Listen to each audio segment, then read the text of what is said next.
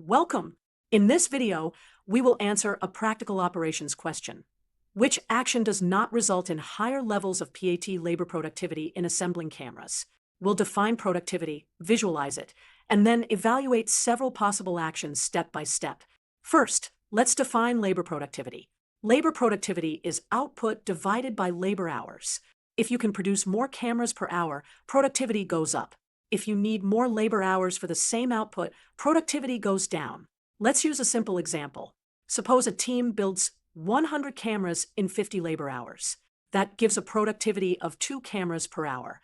We'll show it as a quick calculation. Now, let's consider 4 possible actions. Some of them will improve productivity. One of them will not. We will label them A through D. Here is the list. Actions A, B, and D directly reduce the time per camera or reduce mistakes.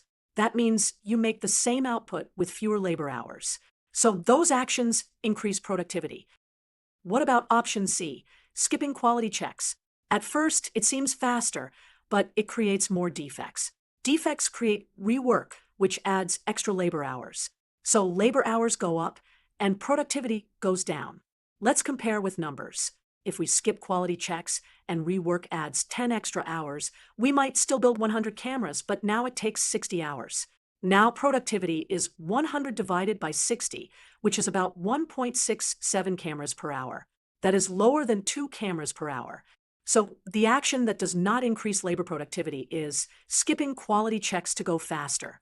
It causes rework, increases labor hours, and lowers productivity. Quick recap. Productivity is output divided by labor hours.